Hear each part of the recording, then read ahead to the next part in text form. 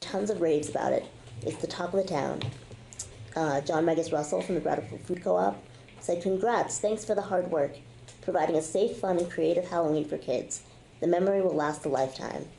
And then a Brattleboro parent said, "This event was amazing. Start to finish, it was so well planned out. Safe, fun, friendly, and just the perfect way to do Halloween with kiddos. I'm so proud of our town." I agree with all those comments. It's a pretty big deal event. Yeah. It really is. It was a lot of fun to participate in, and I have to say, between the volunteer efforts of the downtown merchants and those,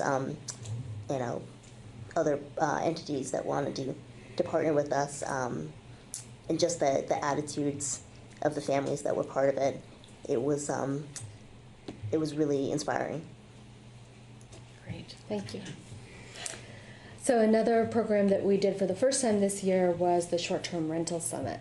And Lisa's going to talk a little bit about it. Yeah, so first I just want to say a little bit about who I am. I'm a past DBA board member. I've lived here for 30 years in the outlying community, and I have a short-term rental in Guilford that I've been doing for 7 years.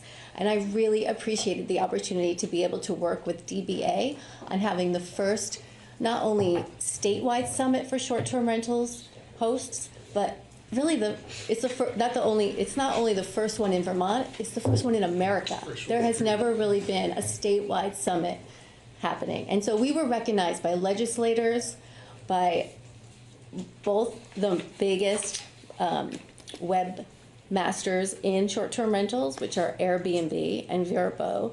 So I just wanted to put that out there. And really what I wanted to do also is tell you our mission and what our goal was when we put together this summit. So I think that would give you an idea of what we wanted to kind of achieve. The Short-Term Rental Summit is for Vermont short-term rental hosts and vacation property owners, designed to celebrate and acknowledge their phenomenal success in our state, to build sustainable business skills, and open up a conversation around state policies and local regulations. So I want to also emphasize this was not an Airbnb summit. This was a short-term rental summit to bring together people in Vermont who run short-term rentals, as well as inn owners. I think what we did, we took this magic formula, and we were able to have both innkeepers and short-term rental hosts and legislators who were all having conversations and viewpoints and opinions about short-term rentals and the impact on Vermont, and bring them together into one place. And so we did that successfully. That's how we had lots of conversations. We had over 300 people from all over the state of Vermont. And then honestly, we're looking to do this again in May. We're meeting with the Senator, with Senator Becca Balint, who wants to follow up with us, because this also kick-started some conversations legislatively. The governor has asked for there to be a review of housing stock so that there could be accurate data on what the actual impact is of short-term rentals in the whole state. Wilmington and Dover, for instance, as a community, received a grant to do a study on what the impact of on all their housing stock, really, so that when they talk about housing stock in general, long-term housing, short-term rentals, affordable housing, they can talk about it accurately. There's I know that there is a theory that short-term rentals take housing stock away from people who need long-term housing, and that was discussed at some points throughout our conference. Mostly on the local level. We had a community case studies panel made up of local zoning people and planning and town planners. And some of those communities had those discussions, but again, no accurate data. I personally talked to the economist for the state of Vermont, as well as VHFA, the director, and all they do is collect housing data. And the response I received from them was that there is no accurate data to determine what the real economic impact of short-term rentals are. So the goal of this conference was to really bring short-term rental owners a lot of them are Vermonters who are gaining some income and honestly raising a lot of taxes for the state of Vermont. And so it was an opportunity for them to come together and learn sustainable skills and learn about insurance and safety and policies that are being put into place. And that's what it did. And in summary, going back to the numbers, the expenses for the short-term rental summit was $16,581.87, and the income that it brought in was close to $26,000. So that ended up being an income generator of a little over $9,000 for DBA. Yeah, and so I just want to say too that we already have some sponsors saying that they would do it again with us, and I also just really hope that the select board can look at this as a welcoming opportunity for people from other parts of our state to come here, and that it would be my wish that select board members may even participate and greet people when they come here, because they're coming from Burke and Killington and Rutland. And I mean, to have someone from the Northeast Kingdom come down to Brattleboro, Vermont, I think is a success in itself. So it would mean a lot to me as a person who's lived here for a long time and who's put on a conference like this, to have our representatives, our elected officials at the door greeting people from all over the state. That's it. Can I just say please. something? I really want, I think I spoke to maybe both of you actually at some point, but I wanted to be at especially that local discussion, but I had to work, it turns out, because housing is something that we're very top of mind for all five of us, I think, and Peter too, and you guys. But we certainly have concerns, and we'd love to sort of keep our eye on things. It doesn't mean that I'm necessarily, down on short-term rentals, but I do share that concern of housing stock for current residents, and how if some of that's being converted, then we're technically losing it to short-term rentals. But on the flip side of that is that some people are using that income to be able to stay in homes that they aren't able to afford. So, And it does bring in more taxes, but Yes. yes, and Wilmington, it's so interesting what Wilmington and Dover are doing, because they received a grant to do a study to actually have clear data so that like a select board like yourselves can make accurate decisions on what the housing stock is. And you can say, oh, this is how many second homeowners we have, this is how many short-term rentals we have, this is how many people would be renting their homes out long-term if they, it's just that you don't have the numbers, and so it's hard to make any decisions without the data. yeah. So I always appreciate that. Yeah. Me too. So to move back into our overall results of the year, I was reminded this morning as we hold our coffee and conversations meeting once a month with the downtown merchants, and that fell on this morning. And I was reminded the power of, and we talked a lot about this in the beginning with all your different agenda items, it was a common thread of the power of community. And so I was reminded this morning that that's a real asset that we bring, is the ability to bring people that are doing like things, and in this case merchants, together talking about stuff. We had 15 merchants today show up, and it's always a good sign when they ended up all wanting to stay over the time, and we met about 45 minutes afterwards in a small subgroup. So that continues to happen once a month. We had over 40 volunteers over the course of the year, and that's my rough estimation, so I would say that's the highest since I've been involved with DBA. And then our social media continues to grow. So national average for nonprofit growth in terms of followers is 13% each year, and the last year we grew by 21%. And then hard to capitalize, but the relationships that are formed. So whether it's sitting at a coalition table together, whether it is reaching out to people like Vermont Smoke and Cure and asking for donations, it's countless relationships that have been formed over the year. Are moving on to the next and the last committee that I'll report on, the design committee. The flowers are a huge part, and that's a big part of our budget. We are appreciative that Dick shepherds that, and that I actually kind of think of it as love when he says my flowers, because I know how that feels when something becomes yours. But it is a big part of the DBA budget.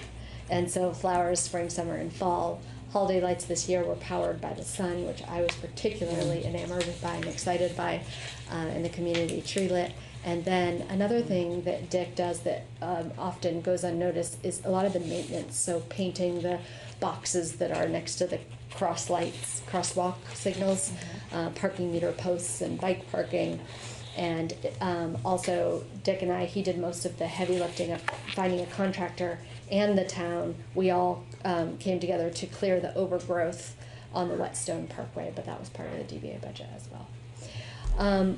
So what is next? I was happy when I looked at the slide from last year that I did. We ticked off a lot of what I said, what is next last year, including Colorado Mail Open Studio, the free bus shuttle, the short-term rental summit, the working on the parking garage.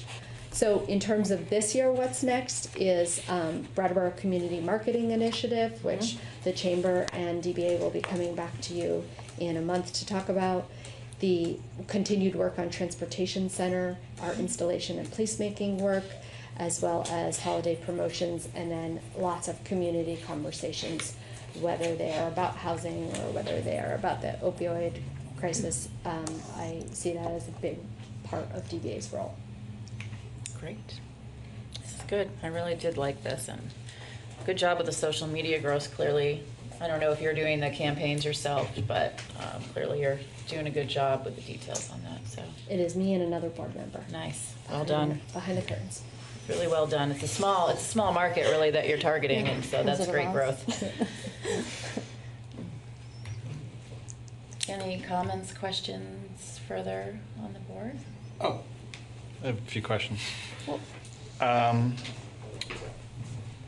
So, one of the things that I try and do as my duty in this job is do my research before I come to the meeting. And when I flipped to item C, I noticed it was empty. And I was just wondering why that was. And I say this with love because I am a person that when I've had a deadline, I've got it in the minute before the deadline. But I guess this isn't like a unusual update, right? It's a semi-annual update. So it would have been good to have, I guess, the material that's on the computer and this material in advance, so I could have taken a look at it, you know, rather than like live in the moment. Thank you. I need to schedule even later next year because of this is hot off the press final meeting with my bookkeeper today. Bank statements, it's now August 6th, so end of July. And however way you cut it, I would rather not wait that long, and so I think that's why I schedule it, because to me, June 30th or 31st seems like forever ago already. But I appreciate that you do your homework, and I appreciate that the budget should have been in your notebook. Thanks. And then I have some questions about the short-term rental summit. So I was there welcoming people as part of the protest that was outside the rental summit, and I don't say that to be like, I don't know, adversarial. Like, it's a complicated issue whether or not short-term rentals, primarily Airbnb, are a net good or not to our community. And I was curious, you know, from speaking with some of the folks that did come along, you know, I noticed that they were from all parts of the state, as you mentioned. And so I was curious, like, how many of those folks that came own or host a short-term rental? Versus. Well, I guess some people might come because they're curious about it, but some people might I come would say because, like, 90%, yeah. Vast Almost all of them. okay, Yeah. and like, do you have a raw number on that? Like, No, but We I have can to- yeah, get it to you. I We, sent them. Okay. in signups, we asked them their I figured you would. So we interests. do Right. have that. There was very few, I'm and interested. then of that number, how many of those have a short-term rental in Brattleboro and downtown Brattleboro specifically? Yeah, that was quite a small number, honestly. Right. Yeah. That's kind of what I thought anecdotally from the conversations I had that day. It'd be good to see that number. And then thinking about the expenditure of $16,581.87 on that event, that, I mean, I see that you made more money than that, but could the DBA have used a similar sum of money to investigate our affordable housing situation in downtown Brattleboro? And is that something that you'd be willing to take a look at over the next Well, year? it could, yes, and that would have been out of the DBA budget. So the summit brought in I see. 26,000, and Yeah. we spent 16,500. Yeah. The role was not simply to, there were lots of kind of three-pronged role. One was to establish that Brattleboro could be a host for a statewide summit. And hopefully other people will see that we accomplished that and did that, and that will attract other people. Because to bring in conferences of that size means to bring in a lot of visitors to our town that are spending money and also potentially moving here. Hits all those. The second is that when we're talking about short-term rentals, we're talking about the whole industry of inns, all of these places that are for visitors, and that's part of our mission. Our mission is residents and also visitors, and so we are looking at how do we get more visitors, because it's all a balance. It's all a mix, and part of the mix of what makes our town tick is visitors. Great. And I guess my final question is about the mix. So there's this merchants group that meets for coffee and conversation, and also the DBA is more than just merchants. Is there another group, perhaps, of like non-profit staff and directors and members that also meets at another time and discusses how being downtown is part of their life? So we have a lot of we have some nonprofits and some property owners that come to the meetings depending on what the agenda is, and so they'll look at what the agenda is and then decide if they want to come or not. I would love to be invited to a nonprofit mixer group, networking maybe we group. could sell them. So maybe we should. I feel like one of the things that could have been on my list for next year is tapping into the residents of downtown. And Right. they're the hardest group to tap into. So yes, nonprofits and organizations, I feel like we have that in our database, but how do I figure out how to get all of the numbers and emails of residents to be able to organize them?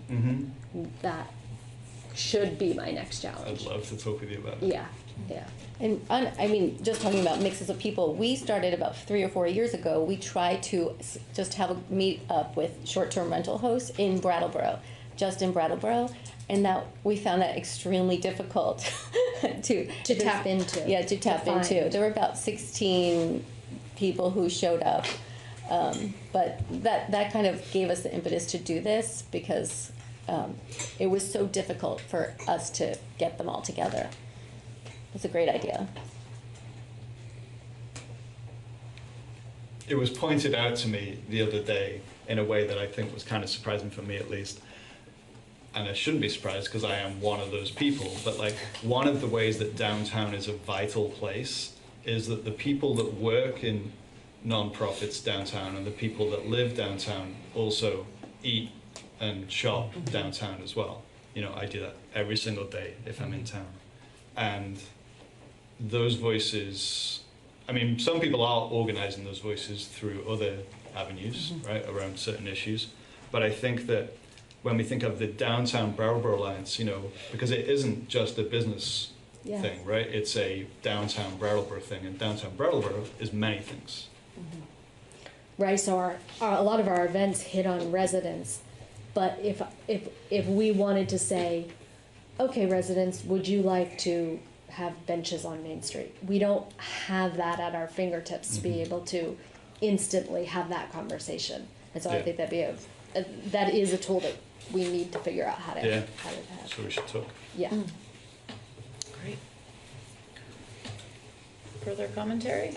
I just have one, and you can choose to either sort of lightly address it or just, I don't know, whatever, or just ignore it if you'd like. it strikes me this is the first time we've seen you since town meeting. And town meeting was, I guess, for a lot of merchants, had some good news and had some bad news. We all have gotten a lot of pushback on the final vote for the 1% local option tax. And I've also gotten some great feedback on the good news part, at least from some merchants' perspective, on the promotional money that is coming from the town, arguably from the merchants back to the merchant, to the town, back to the merchants. I just wanted to voice that and give you a chance to let us know how that's going, if you've heard any terrible stories, or are the crowds coming to terms with the 1% added penny that very much greatly helps our town, and vice versa. Any good feedback or bad feedback about the money you are receiving? The sales tax, I have not heard, but that doesn't surprise me. It's August 8th, and it just went into effect July 1st, correct? July Yeah. 1st. But I will let you know if I hear anything. But I think with most, retail, you're looking at numbers year to date. You're looking at numbers, at least probably the bare minimum would be monthly compared to last year. But yes, I will let you know if I hear. In terms of the marketing initiative, because we have been gathering our project team together, which we have an 11-person project team, building the RFP, putting the RFP out, getting feedback on that RFP, and now we have now started to receive 3 proposals at this point. The deadline isn't until mid-August, and so we've been pretty. There hasn't been much to talk to the merchants, so I actually don't think, and maybe they're waiting with bated breath, but I feel like it's been too quiet for them. I haven't heard any antsiness. I'm antsy, but I haven't heard any antsiness. Okay. So. And you're coming back to fill us in on the Yes. RFP results? Next month, right? Yeah. Great. Yeah. Awesome. Feeling good? Yeah. Thank you so much. This was Thank you very a good much. update. I really appreciate it. Thank you. Thanks. Thank Lisa for it since she had to Yeah. run out. Okay, so no action is required on that item, so we're going to go ahead and move on to our next item, which is the ordinance amendment. First reading, and this affects parking meters on Grove Street. Peter? Yep, and I'll go quickly, given the volume of business tonight and the hour on this, and the fact that you've seen this before. It was brought to you by the staff and the Traffic Safety Committee after receiving a suggestion that the meters that are partially up the hill, westernmost on Grove Street, should be changed to better fit the user's needs at that location. And we thought that that could be accomplished without harming the short-term high turnover spaces that are needed for the post office. So you've seen this before, you've embraced it, you've asked us to bring you the ordinance. Tonight is just the first reading that would, again, leave the first three spaces going up the hill on Grove Street as 30-minute meters to serve primarily the post office. And then the 2 additional spaces a little further up the hill would become 2-hour spaces. Be good for you to ask whether or not anybody from the public has a comment on that. I was going to ask if should I open a public hearing? It's here? not a public hearing because it's Okay. the first reading, but you find out whether anybody has anything to say, and then you just agree to hold a second Great.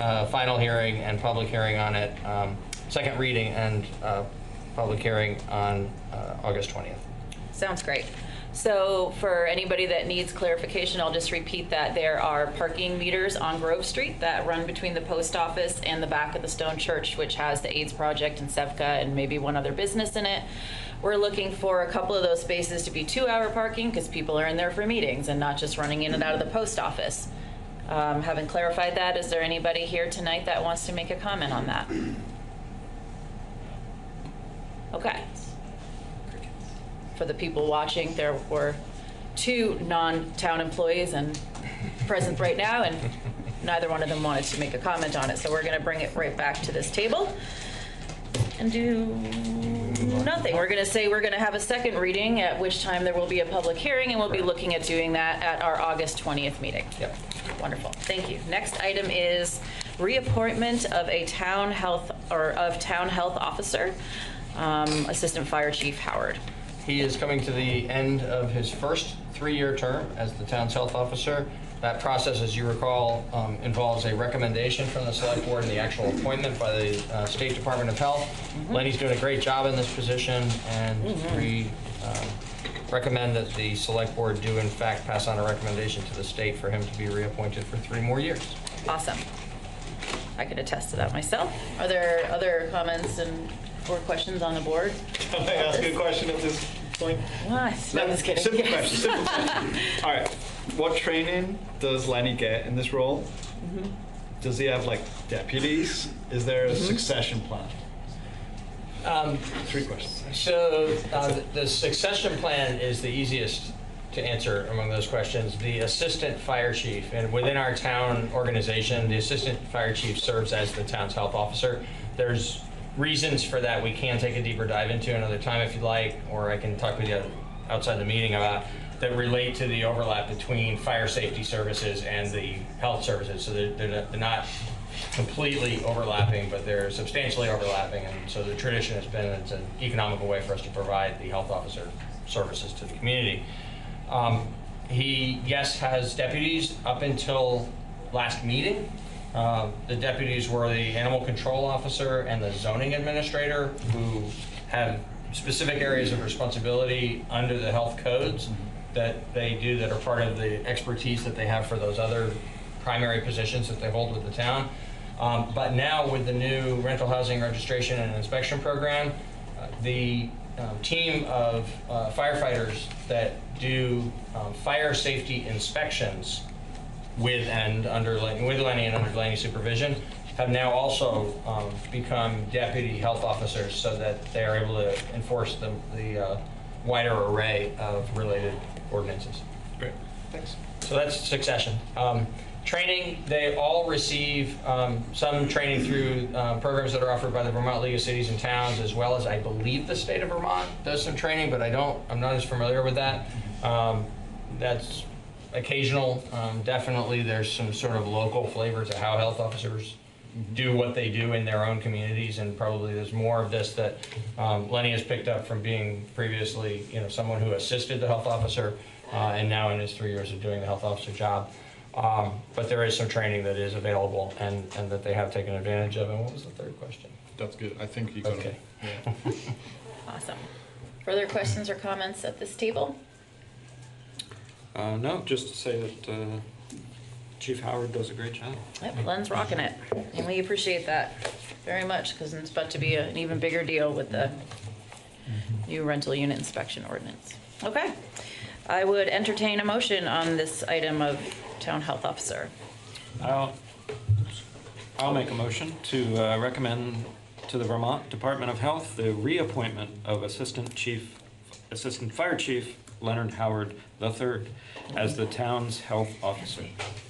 Excellent. Tim has made said motion regarding the reappointment of town health officer, Assistant Fire Chief Leonard Howard III. All those in favor?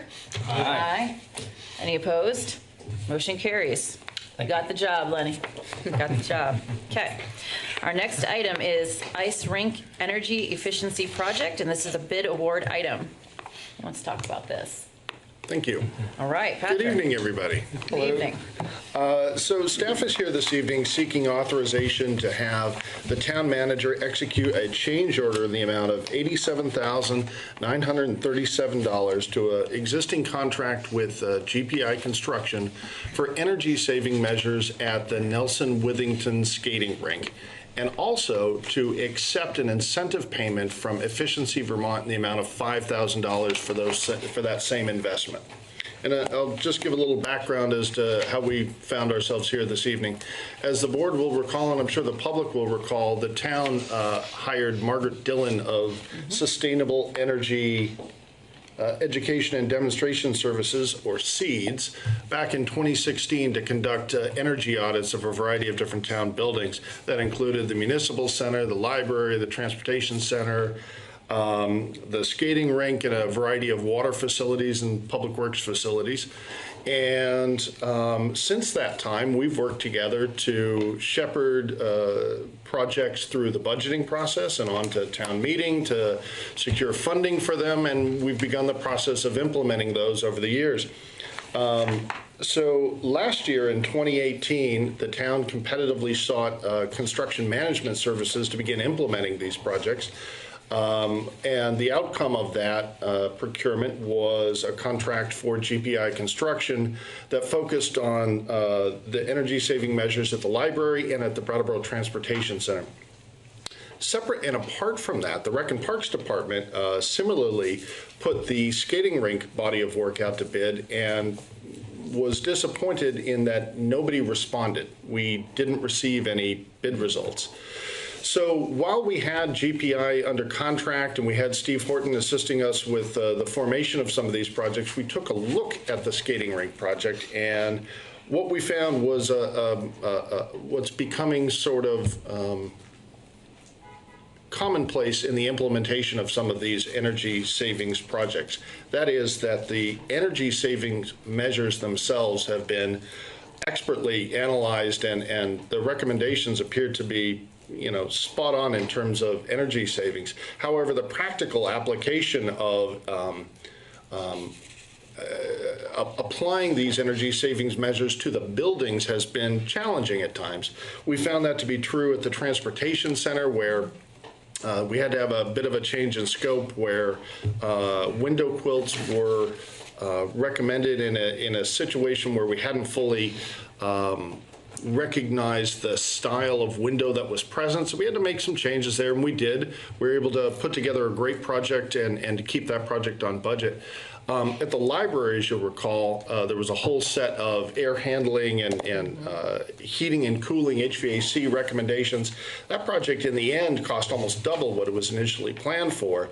But thankfully, due to the generosity of the library trustees, we were able to move forward with that project and successfully complete that project. It's saving money for sure. With the skating rink, I think what we have found is that, once again, the energy savings recommendations were great. However, there wasn't enough in the budget to provide adequately for the finishing materials of making these installations. So if we were to move forward with the project as it was scoped, I think what we'd end up with is a project which was unfinished, which might be a positive project in terms of energy savings, but it would leave the users of the rink with a unsatisfying, unfinished project. So what we've done is undertaken an assessment of the scope of the project. We recognize certain things need to be changed, in part because they've already been accomplished, that being the night setback, which has already been done by staff, and the programmable ice controls, which have already been done by staff. We then took a look at the remaining scope of the project, and really, in keeping with the vision behind this project, we wanted to concentrate on building envelope issues, so insulation and making sure that we're keeping cold places cold and keeping hot places hot, and doing so with as little energy as possible. We are recommending that we move forward by sacrificing the control lights and the water vortex in order to provide a more complete project for the insulation. Just as a side note, the function of a water vortex, and Carol can correct me if I'm wrong, is to allow for the production of ice that is clear and free of bubbles and other impurities, but allows that process to be done with water heated to a lower temperature, thus saving some energy. In an effort to mitigate the loss of the vortex, staff, as of last year, began a process of turning down the water temperature, reducing the energy needs in order to do that. And so far, we've not found any harm or the quality of the ice is being maintained in an adequate and useful way. So there's been some attempt, at least, to recapture some of that energy savings by other means. What is left behind then is a project that we believe adequately lives up to the purpose for which these funds were set aside and for which these projects were planned. The cost, which has been put forward by GPI, has been reviewed by Steve Horton for its completeness, and he's satisfied that we're getting both good value and we'll end up with a complete project.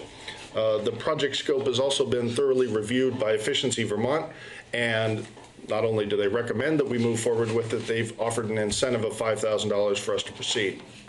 If the board is comfortable with this project and gives authorization this evening, we know that the work can be completed prior to the rink opening in October, and so we can begin saving energy at this facility this winter season.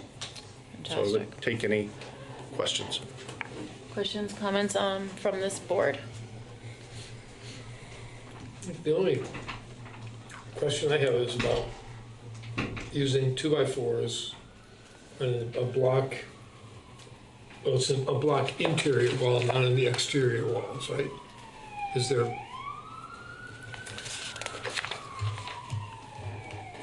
yeah, exterior, interior wall, okay, never mind. Is that to support the insulation? Or? Well, no, I was thinking more that if that was going to be on an exterior block wall, there would be moisture problems during every season. So I was wondering about the materials, but in the interior, it's different situation. Okay. I have questions about our progress with the energy saving measures in town buildings, unsurprisingly. Fantastic. And I'm really glad that this one is presumably going to move forward, and that's great. And I was kind of wondering, like, you know, we've done some of this work already. Are we seeing a reduction in our usage? Is that evident yet? Are we tracking that? You know, I mean, I asked the question at the last minute about how we're doing with our goals that are set out in our town plan, and I kind of see this data piece of it, you know, as an important way to kind of evaluate our success in these projects. So how are we doing? And if we don't know right now, that's okay. I'm sure we can gather up the information. And then refresh my memory is the status on other town buildings, where they are in terms of the energy saving work that we had proposed in that audit. There is a chart floating around. I'm not sure it's been updated, but we don't have that in front of us because probably you didn't expect that question. But it could probably be sent out. Yeah, well, and what I think we ought to do as part of the report that we're going to provide for your consideration for the next meeting is update that report so that you have from the Margaret Dillon audit report, you know, you have an update of where we are, the progress we've made, and to the degree that we can provide you data about, you know, the impact that we have seen. Right. Some of that will be more sort of isolatable, if that's a word. Like what happened down at the transportation center will be pretty focused on a before and after there. But in any event, we'll do the best we can to bring you results. We can definitely give you an accurate reading of what has happened and what still remains. Mostly what remains are large investments to be made at facilities where we weren't ready to make a big decision like that. So one example is there's a pellet boiler system that is recommended to be of a scale that would actually serve this building and the library. And we still aren't exactly sure what we're going to be doing with this building, but until recently we were very unsure what we were going to be doing with this building, so we haven't moved forward with that project. It does look like if it all works out the way we are expecting and hoping with the Wyndham and Windsor Housing Trust that we actually will be able to implement that project and have the pellet boiler serve both buildings. And then a similar situation exists with recommendations that were made related to the Public Works facility, where we're doing feasibility study work right now about the long-term needs and how we can address those long-term needs at that facility, either on that site or elsewhere. And until we're further along in that process, putting a lot of money into the existing facility didn't make sense to us. Okay. Does that sit well with you to have the update at the? Oh yeah. I'd love to have all that data. Great. Yeah. Excellent. Further, were you done, Dana? Yes. Okay. Further questions or comments on the board about this? Yep. I'll just make a quick comment that I guess it did make sense in this case that GPI was chosen because of the relationship, and but normally, obviously, for the public's knowledge, we would probably send something like this out for bid to make sure that we're using public funds correctly. But you've already explained. Yeah, we did bid this, not in this exact scope, but we bid it initially and didn't get bids, and so then as it got reworked, as a change order to the existing contract with GPI. Got it. Thank you for that clarification. Tended to say something similar to that in a really bad way. But, I think you know what I mean. Maybe a less bureaucratic way, but exactly. Sorry. And the only other thing I wanted to say is that I want to point out that this is looks like a pretty well thought out project that satisfies part of our goals for the energy efficiency upgrades using talented current staff. Steve Horton, who is our contractor in these matters, and partnering with Efficiency Vermont. So I just want to point out that it's a successful outcome using current staff. Excellent note, Duly Tim. noted. Okay, I'm going to cut that off now. Is there anybody in the public that would like to speak on this item? Okay. So I would entertain a motion regarding, well, I moved my paper, so this change order for the ice rink. Yes. There we go. David, would you like to do it? David's busy. We're done. No, you want? No, go ahead. Okay. Do it up, I'll Tim. make a motion to authorize Town Manager Elwell to execute a change order in the amount of $87,937 with GPI Construction for implementation of energy savings measures at the Nelson Withington skating. It says skating rink at Living Memorial Park, and to accept an incentive grant for this project from Efficiency Vermont in the amount of $5,000. Awesome. Tim has made said motion regarding this change order at the skating rink. All those in favor, please say aye. Aye. Aye. Anybody opposed? Motion carries. Wonderful.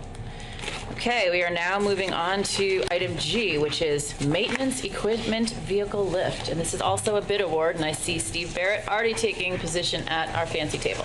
Thanks, Steve. This is my favorite. I think we should put a tablecloth on it. Yeah. So the Public Works Department received the following bids for a maintenance equipment lift. Mac Tools from Walpole, New Hampshire, $12,800. That particular bid did not meet the bid specifications. Mac Tool also put in a second bid for $18,110.99. Lift Tech Auto Equipment from New Hampton, New Hampshire was $18,168. And Mohawk Resources from Amsterdam, New York was $16,500. I'm recommending that we accept the low bid that meets our specifications from Mohawk Resources for $16,500. We're proposing to fund this lift from the Highway Capital Fund balance.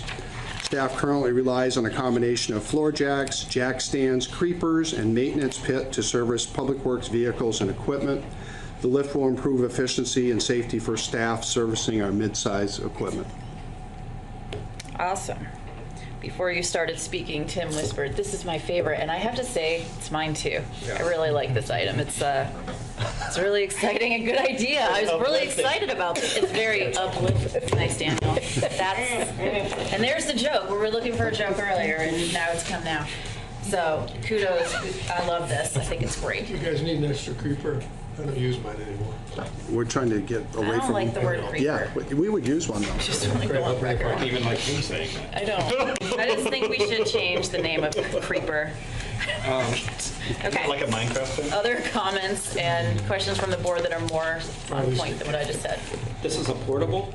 No, this is an actual lift that you would see at a service station. Oh, right. Right, I got And my so lifts confused. it's for our mid-size vehicles, like a pickup truck is between 7,500 and 12,000 pounds. This will go up to 18,000 pounds. And also our small cars. So this will allow the mechanics, instead of going down into a pit, like we have the 1950 style walk down into a Right, pit, to work on these vehicles, to change tires at the proper levels. It's better for the maintenance staff, their backs, they're Yes. not in a pit. So we have limitations on our height. Otherwise, we could get a bigger lift that would do the bigger dump trucks, but that's in the future. Okay. So this will satisfy all the smaller parts of the fleet, all the pickups, service trucks, cars. Much better for working. We're pretty excited about it, yeah. Very exciting. I don't like driving over the pit at some of our local establishments. It absolutely terrifies me. I'm gonna fall in the hole. Yeah. So Well, you this is can good. get out and let them do that. Last time they made me do it, they wanted me to be brave. That's abusive. Good to challenge yourself. Okay, is there further comments or questions? We're getting a little overdone. Yeah, let's get Punchy to it. time. Getting punchy. Does anybody else feel bad for Mac Tools because they went in with a second bid, but they still didn't get it? The weight was, they didn't specify, and so they went, the lift wouldn't even accommodate our equipment. Okay. Okay. So they But went they in, get sometimes they'll points put for in a trying. low bid like that, thinking that, oh, everybody will just look at the money. Yeah. But we need to look at the function of it. Yes, please. And that particular lift would not accommodate like our electric car or our smaller vehicles. It was a clearance level Yeah. on a lower end that it wouldn't accommodate, so we felt it was important to be able to service all those vehicles. Excellent. But they're encouraged to try again in the future. Of course they are. Okay. I would entertain a motion regarding this maintenance equipment vehicle lift bid award. I move we accept the bid from Mohawk Resources in the amount of $16,500 to purchase a maintenance equipment lift for the Department of Public Works. Excellent. David has made said motion for this equipment vehicle lift. All those in favor? Aye. Any opposed? Motion carries. Thank you very much. Very much for hanging out with us all night long. Oh wait, you're staying. You don't get to leave. No, that's I can right. always tell when he doesn't leave. All right, so we are now moving on to H, which is capital paving contract reaward paving bid. Okay, so this is a highway capital paving, and as the board will recall, back in June 18th, 2019, the Select Board approved our recommendation, DPW's, to accept the low bid from Vermont Roadworks of Brattleboro for a total amount of $279,315.20. An award letter was mailed to Vermont Roadworks on June 19th, 2019. Several email communications were made in an attempt to schedule a contract signing. On July 26, 2019, Vermont Roadworks withdrew their bid, and the contract hadn't been signed. So what we're looking at is the second placeholder in the bids that we brought to you in June, and that was Northeast Paving, the second place bidder. We also made a phone call to them to see if they would still be eligible, which they are.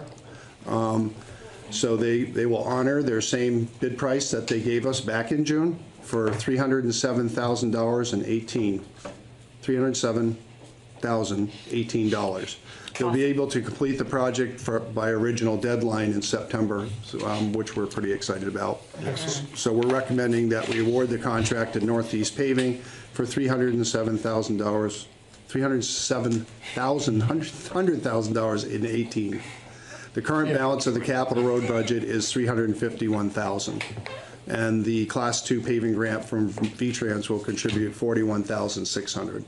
Awesome. Thank you, Northeast Paving. So the That's other two fantastic. bids were approximately $345,000, $389,000. So this is a Yeah. respectable bid that we're recommending that we accept. It's fantastic. Are there comments or questions from this board? We're almost there. Just a few $1,000 short. Yeah. Yep. of the I'm budget. appreciative that they could stick with the deadline and were able to help us out, so. And big keep the thanks there. pricing was also very important. Yeah. Because those Fantastic. prices fluctuate. Okay, I would entertain a motion for this capital paving contract, the award paving bid.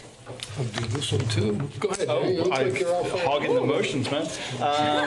I move that we withdraw the prior capital paving award and instead award the 2019 capital paving contract to Northeast Paving in the amount of $307,000. Oh no, I messed it up. $307,000. $18. Just say the numbers, that's what I do. 307018. That's No what I do. sense, Perfect. I guess. Okay. Daniel has made the motion for the reaward of the paving bid for the capital paving contract. All those in favor, please say aye. Aye. Any opposed? Motion carries. Thank you. Now, thank you very much for hanging out all night.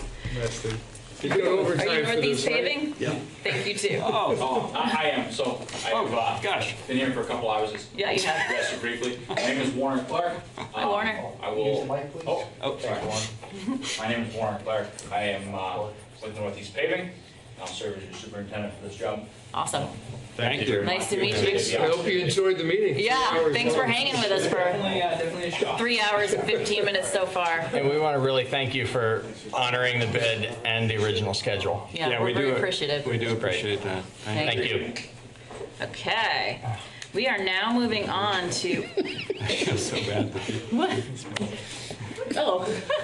We are now moving on to the item of consider providing childcare for select board meetings and other community events, and this is a discussion item.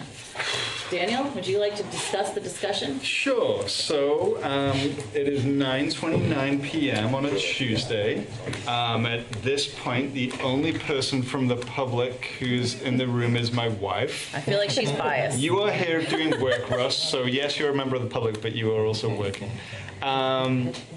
And so I guess the impetus for me asking for us to consider this on the agenda was when the fire department put on the forum about opioids. I had a few community members express interest in going, and would have been better supported in going had there been childcare. And I mean, if you'll remember, that was a ridiculously busy event that probably should have been in a larger room because not everybody was able to be accommodated. Some people did go and then, leave because there was no room for them.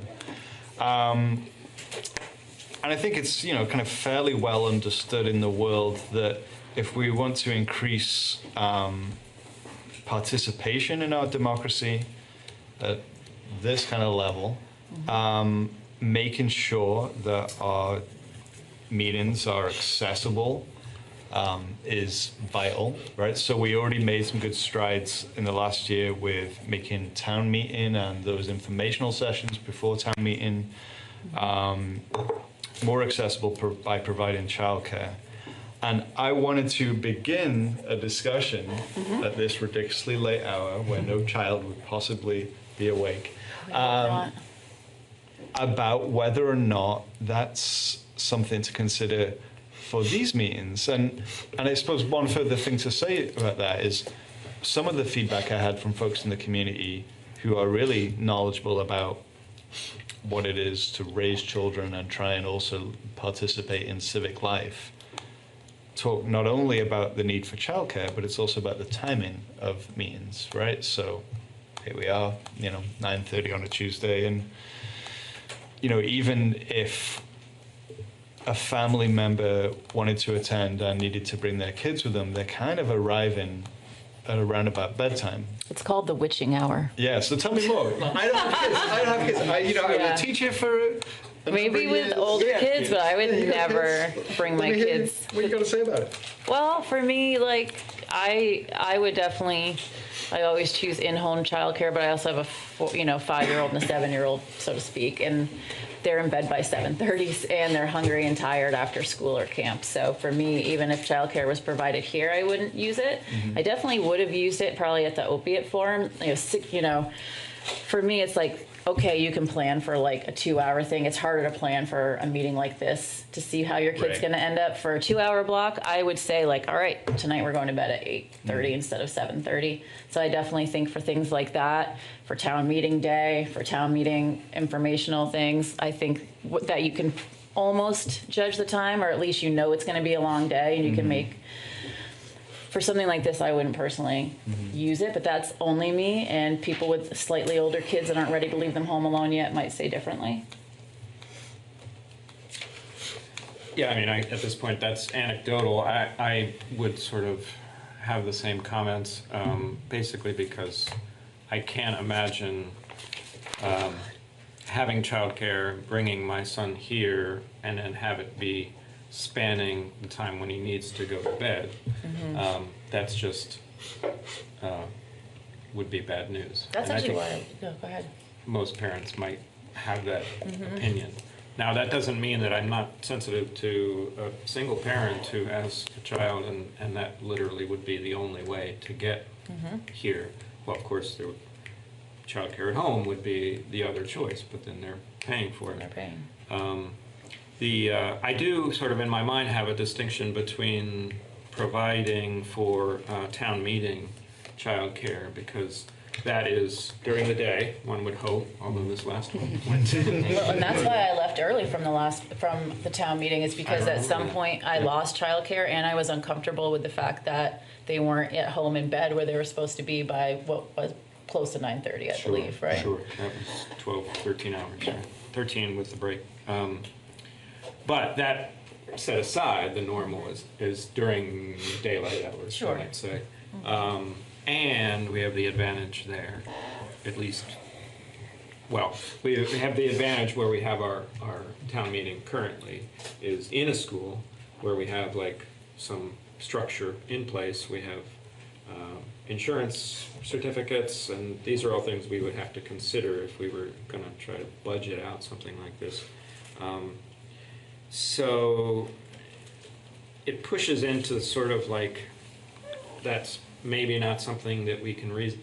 Before I'll just say I would have to hear from a lot more parents that they really feel that they could participate more with this, and it would be value-driven decision for me. Right now, I don't see the value being that much across all parenting experiences. Right. I mean, I've heard from a meeting? handful. For this meeting. Yeah, got it. Like for the forum, wouldn't it be It's cool if we could interesting. move stuff like that to the library and then have childcare in the upstairs? What? Yeah. Children's library, you know, Children's children's room. Yeah. Yeah, I think in defense of the point about space, I think everyone was a little surprised at Oh, the yeah, no, I. Oh, yeah, yeah. Yeah, I I don't know, have any you know. blame for that either, Yeah. that was a I was surprise. surprised. But yeah, I mean, I wouldn't be opposed. I just think that promising it on a regular basis would be, it's a pretty big ask to the taxpayer, and we need to just weigh the value of it a little bit more, I think. No, I don't agree with any of that. I don't think there's a single viable argument that can be made for not providing childcare. There's a whole range of people that would be able to take advantage of it. It might make us, I'll speculate that we might be a little bit more family friendly in terms of the way we go through our meetings and conduct our business. And the school district has been looking into this for a few months now. There are licensing issues, there's space issues, how many hours, all of those kinds of things. Most of that work is being done, and the town staff could contact them and get an awful lot of the information. Rather than reinventing the wheel, sounds like there's a good conversation And to be had. the issue is finding people to do it. Yeah, I'm sure. It's a cost, there's no question about it, but if we had it, people would come. If nobody came, then we could consider not doing it. But I think in this day and age, there's just no argument. There's no justification for not offering it for a public meeting. Yeah. I know there are lots of people that wouldn't use it. It's not convenient, or you wouldn't want to do it to your kids. But so what? Yeah. Well, I mean, that's my parent, you know, everybody's kid's different and has Yeah. different abilities. And different people So are you motivated to tolerate get to bedtime and meetings. stuff. I've or- never or- judged anybody's bedtime parenting. So are you saying that the points that I made are not viable points? That I don't see the value in it when it comes to the... No, I think that our responsibility as a public entity is to provide childcare so that women with kids or single parents can come to our meetings. And I think there are a lot of reasons it's expensive. We might not get many people that use it, but if a couple of people use it, that makes it worthwhile. Well, I'm asking if you think that Brandy and I's point about at least our anecdotal points, it's not like large data points. Those are real situations, yeah. So coming to the audience, being here in the audience gives you the chance to stand up during public participation and during the moments that the audience can participate. But watching on BCTV gives you, which we support financially and possibly will be having to more in the very near future because of their situation, gives at least these two parents a better option of participating, you know, in the meeting, seeing what's going on and communicating immediately after the meeting. Do you think that that's, Well, people can't call in during BCTV and comment. well, true, on true. issues, I'm so saying it's- that is the one exception that a single parent with a child couldn't do. You can't call in. Yeah, you can't participate. You can Okay. observe, but you can't Okay. participate. But then I'm also wondering if that's the responsibility of town government to get people with children to the meeting. Is it the responsibility of town government to get people without children to the meeting, for instance, with transportation? Well, I haven't thought that one through, and it's not what we're talking about. Well, I know it's not what So, we're talking and about. I'm not looking for, a debate on all the fine points of this. I said very clearly, The I reason think we're responsibility to provide childcare And I'm For not what? against For this what? at all. for people that want to come to these meetings and participate during the meetings. I wonder if maybe, thinking about the August 29th event at the library, right? This recovery movie that Chief Fitzgerald I mentioned assume it's earlier. a 6 to 8 kind of thing, like. Yeah, most I'd things. imagine so, right? And that is, Yeah. that might be a good event to have a go at providing childcare at and see how it goes. The library is already well equipped, as you pointed out, with the children's room. I've seen childcare done well there for public events in the past. Got a teen room too. What is it, the Teen room, 29th? the spicy lime. Yeah, but the kids aren't allowed in there. I read the sign on the door. It says Well, teens are only. allowed in there. Teens All right, only. and teens are welcome at this event as well. That's A lot of true. parents don't want to leave their teens home alone. So that's a Thursday night, Yeah. which seems pretty consistent with most things we do, Wednesdays or Thursdays. Yeah, I mean, because it was what I saw at the opioid forum that kind of sparked this, and I understand that there are things beyond just access to childcare that might prevent people from getting here. I like the idea of trying it out on a forum that has a pretty finite time frame Yeah. to start with. And I'm not opposed to having it here either. Some kids party all night. I was just mostly speaking from my own experience on, I was taking this not as like taking a stand conversation, but like I was literally taking the word discussion, literally. Right. So I was talking Me about also. I was talking about my Yeah. feelings. Yeah. But I'm not against this at all, and I think if we were to try it out, I would feel a better level of success starting with something like a 6 to 8 forum, even though I know this isn't a forum, but I'm just using that word because I'm tired and I forgot what it is. An event. An event. Yeah. Yeah. Screening. Sorry, Jen. May I offer something? Yeah, please So do. I think it's not a consensus, but the majority opinion that I'm hearing pretty clearly from the discussion is that you'd like to try something on the 29th. I think that's doable, but what I've got to check on there, I think that the library gives us an opportunity to eliminate some of the things that would otherwise be issues we need to really thoroughly review to make sure that we could safely and legally offer the Like at service. the fire station, I don't know how that would have looked. But because we have the children's library, I think it's really just an overtime issue, probably. But I'll discuss this tomorrow with Star and make sure that it is that simple, that while there's something else going on downstairs, that the children's room can remain open and that there can be some promotion to the public of the availability of the children's room that evening for people who want to bring their kids to the event but not keep their kids at the event. So for that, I think we've got something here that's pretty simple. If it is that simple, we'll do it. If it's more complicated than that, I may need to circle back and advise you why there's a complex, it's just not something that we've got a plan for. Right. So I want to be careful about just saying absolutely positively we can make that happen, but we will try. Outside of that, I think the board does need to give some greater consideration. We can learn from what the research that's being done by the school system. We would have issues that we would need to address if it's the desire of the board to provide this on more of an ongoing basis. In this building. There's not just the cost issue, but a greater challenge to us even, I think, would be Space. proper location, licensed and certified people, whatever, all that, the liability part of this, since we're talking about caring for kids. So, schools come sort of ready-made for that. The library children's People are room comes involved. kind of ready-made for that, but this facility doesn't, so we need to look at it further. The historical society upstairs is pretty interesting. So, something to Kids think would about. probably love the TV studio. So I know we're only operating on consensus, but I would just like to voice that I don't feel that this is an appropriate expansion of municipal services. So I'll probably oppose it, especially without seeing any kind of numbers.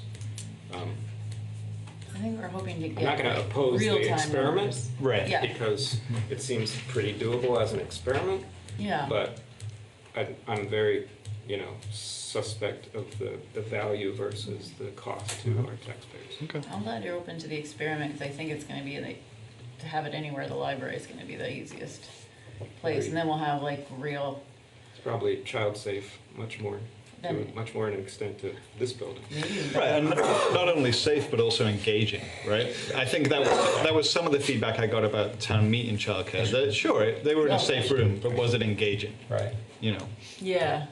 You And know, that's when no you get disrespect bored to the kids, folks and that that's not a provided it. good time for any of it, Yeah. anybody. How do you feel? Do you feel like this is I- a good place to close yeah, I this feel for good about tonight? this. Do we need to make some kind of motion or You don't. No. That's, think so. Peter's given gonna that look this into was just a things. discussion item, I don't think you should take action on it. No. Okay. And you're talking about just one evening experimental basis in a location we all know is appropriate. It's just a matter of Yeah. if we can work out the logistics. All right, great. Okay, so our next item is, and final item, is town committee and boards, and it looks like this is the appointment. We're being asked to appoint Byron Stuckey. Aw. May I nominate Byron Stuckey to the Brattleboro Housing Partnerships Board of Commissioners? Yes, you may.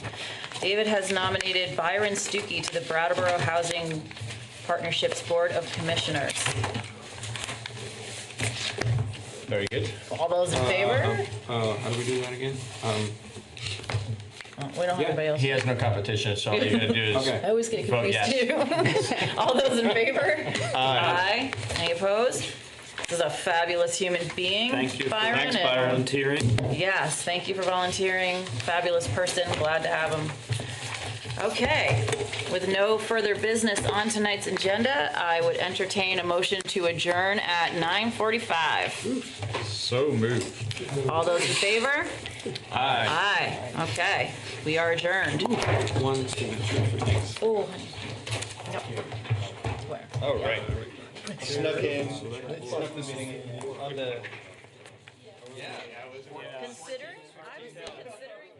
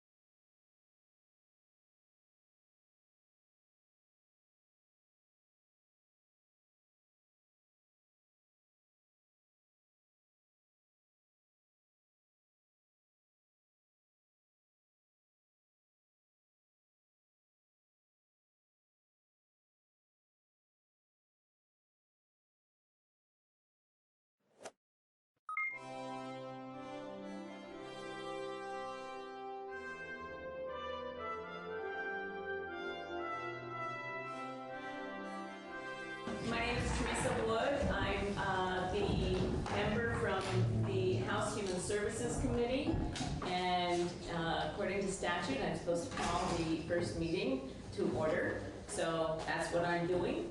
And our first order of business is, well, I think maybe we should we have a few people in the audience, so why don't we just go around and say who we represent. So why don't we start over here? Okay, Stacy Rouleau. I am assistant principal at St. Albans City School, and I represent teachers, principals, and superintendents. Jennifer Farrell, I'm the executive director of Northeast Kingdom Community Action, and I represent the community action agencies. Kara Caparelli. My regular job is the clinical director at NFI Vermont, but I'm here representing the child and family trauma workers. I'm Sandy Parrots. I'm director of the Poverty Law Project at Vermont Legal Aid. I'm Dick McCormick in the Senate. I represent the people of the Windsor County District, and on this committee, I represent the Senate. I'm Larry Cooley. I'm in the state legislature. I represent the city of Rutland, and I am here to represent the legislature. Hi, I'm Diane Lamper. I'm in the House as representative from Madison 3, and been the past chair of this beloved council. My name is Teresa Wood. I represent Waterbury, Huntington, Bolton, and Beals 4, and I serve on the Human Services Committee. My name is Katie Ballard, and I'm here representing the Vermont Coalition for Disability Rights. I'm Aubrey Watersong. I'm the new Director of Trauma Prevention and Resilience Development at the Agency of Human Services, and I'm representing the Secretary's Office. Heather Boucher, Deputy Secretary for Agency of Education, representing the agency. Karen Lafayette, I'm representing the Vermont Low Income Advocacy Council. Michelle Fay with Voices for Vermont's Children, sitting in for Carlin, Finn, who usually attends. Great. And there's so few people in the audience, why don't we introduce ourselves and our as the committee assistant? Would be great.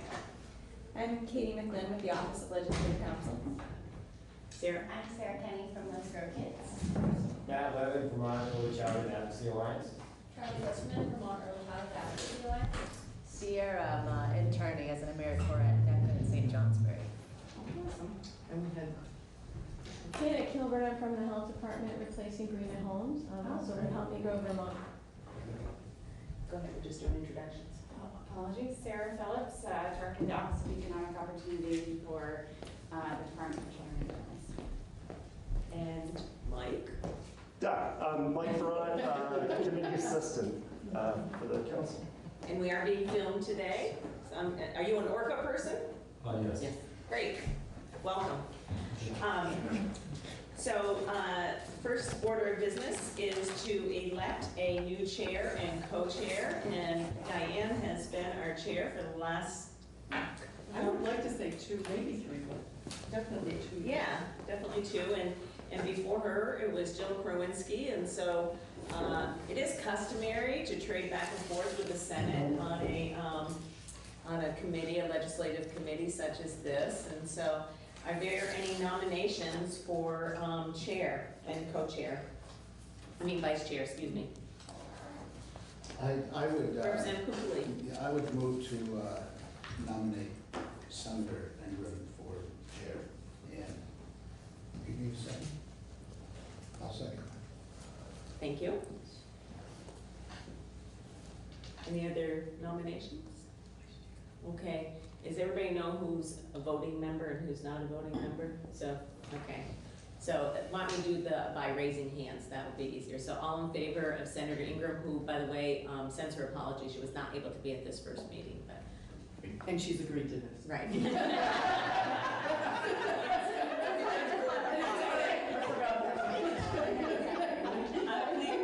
raise your hand.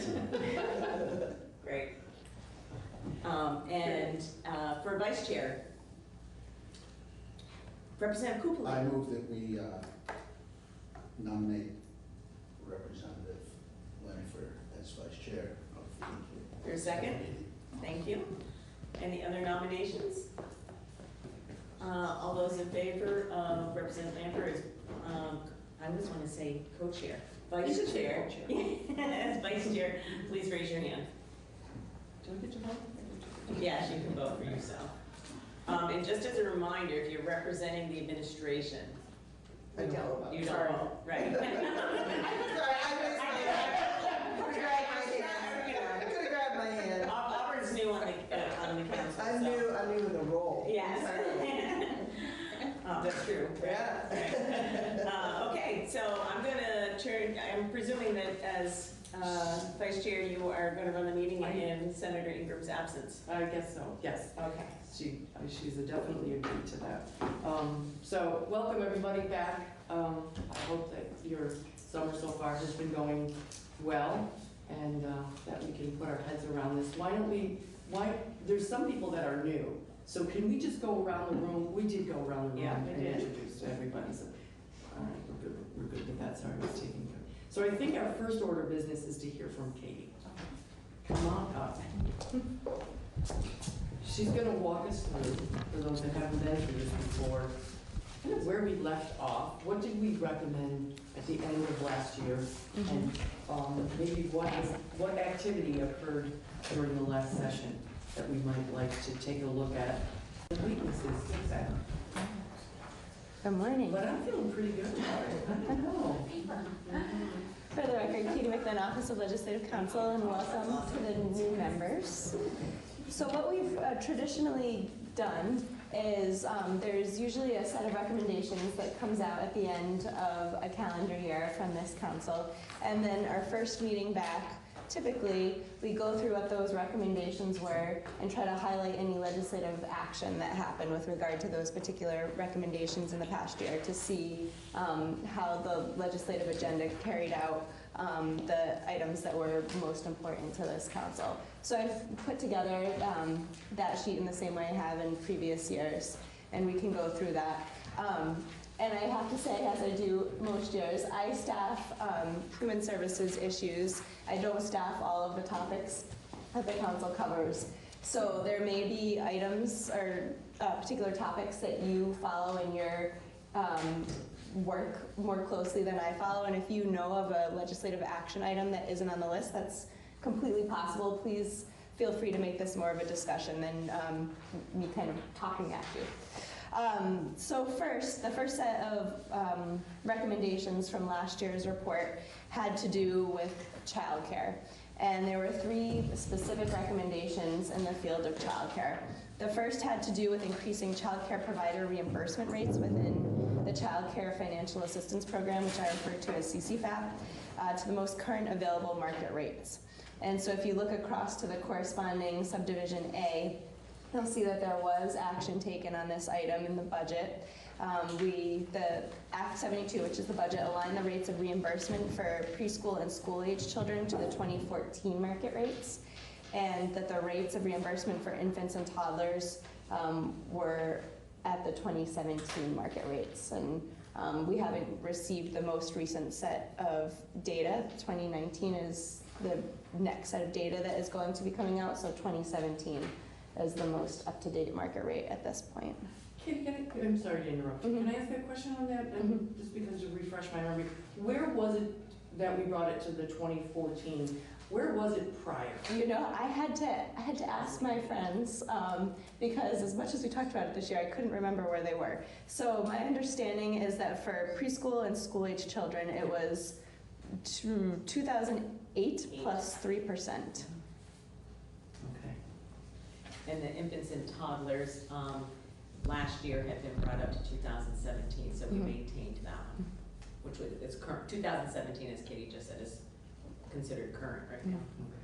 Or preschool and school age as well? Or does that stop at 2014? Is that our latest?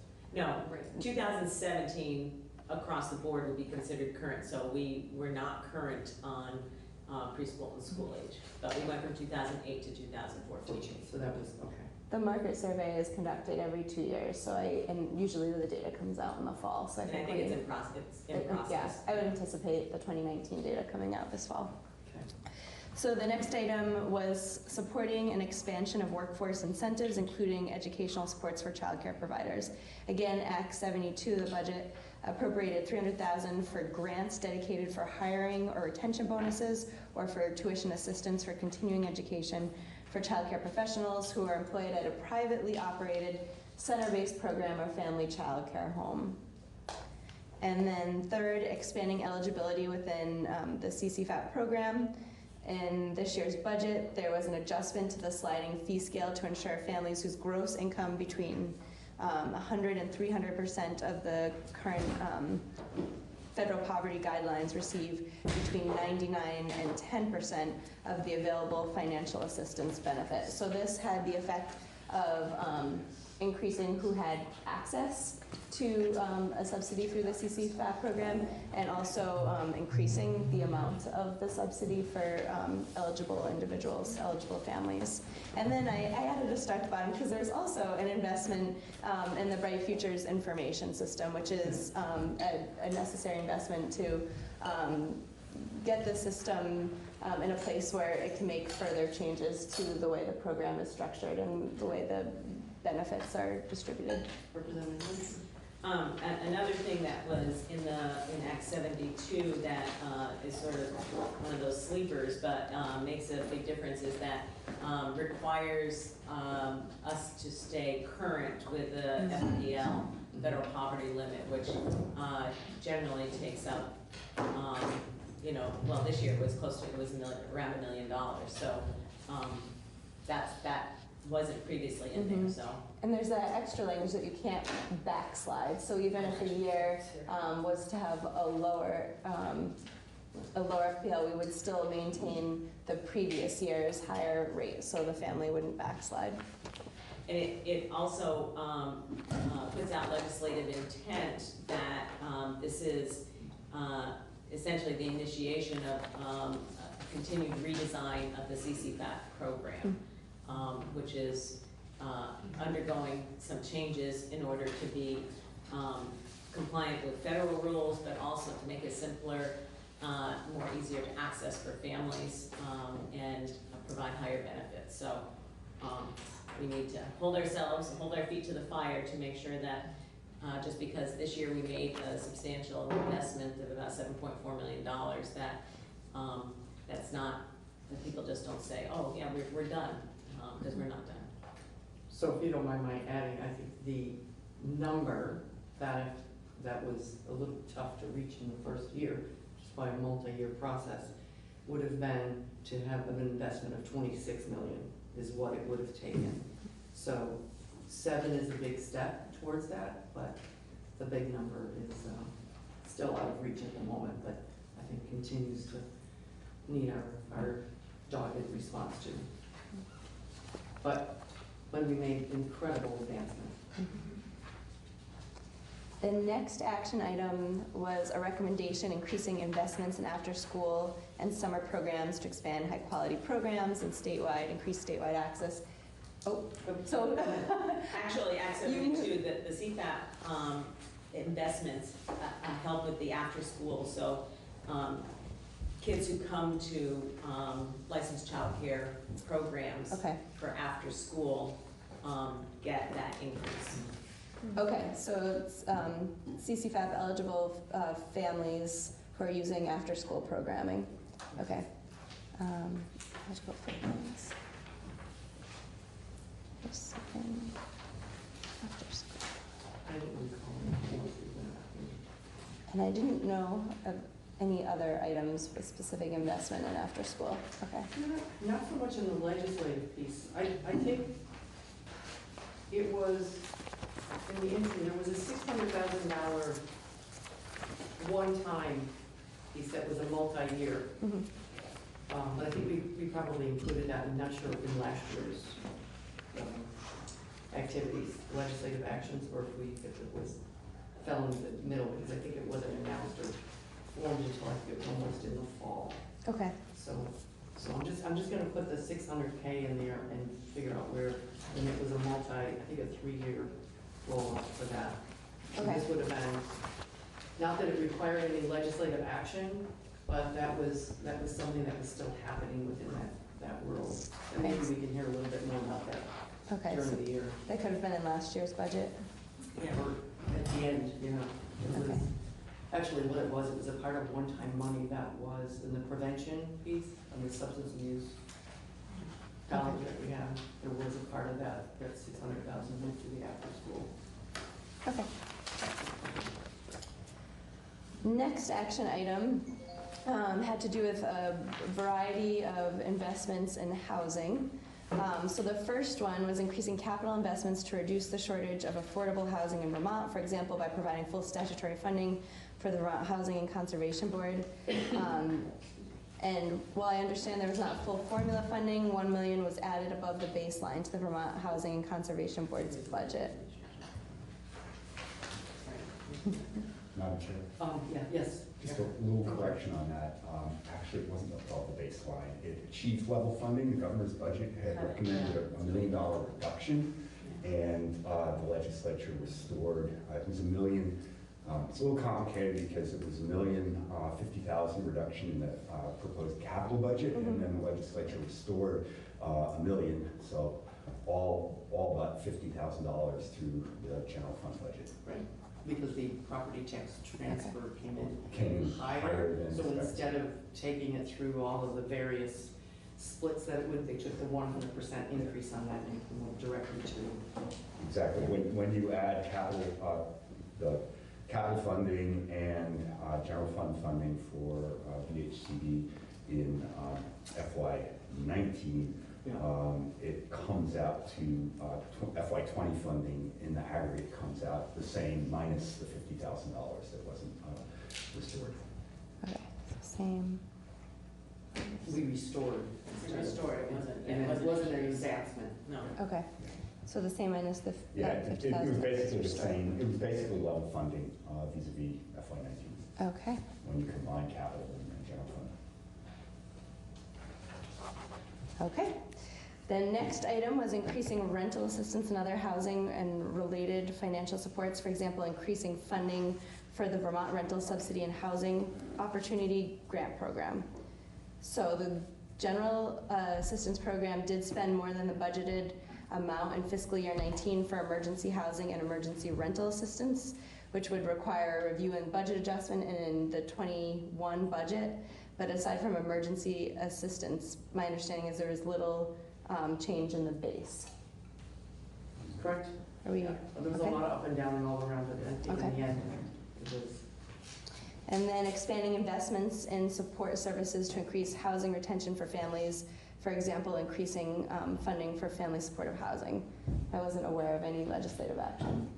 Absolutely. I just wanted to add that, even though it looks like maybe not a lot was achieved, there was an awful lot of attention paid to housing, and there were efforts to create a second housing revenue bond, which unfortunately failed, but resulted in a directive language in the budget for the, actually not the budget, in H-132, for the Treasury to initiate a study and a report on how to finance 1,000 units of affordable housing over the next 5 years. And then also as a result of attention spent by the General Assembly on the issue of rental assistance, specialized rental assistance vouchers, including for families experiencing homelessness, families with children, and the number of vouchers and voucher-related resources, federal vouchers left on the table as a result of an inability to provide supportive services to accompany those. There was also language in the budget that requires AHS to look at that issue and come back and report on whether or not, what the root causes were, and whether or not additional investments may be needed in support services. So, a couple of little steps forward. A lot of, like you said, a lot of attention, a lot of conversations. Was there, I think we were just talking, was there any dollars of the one-time funding within the substance abuse for supportive services? There were, if you look at supportive services for mostly seniors through the SASH program, which was restored, and SASH actually is getting into family housing and supporting families in housing, and not just seniors and people with disabilities. So there was a one-time investment made. It was, again, to bring it up to level funding. Right, to avoid that.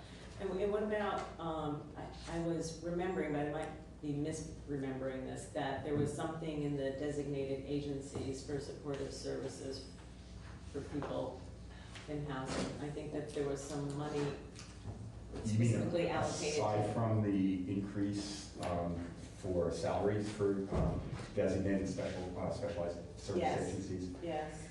Ooh, not that I remember. No? All right. If you remember, let me know.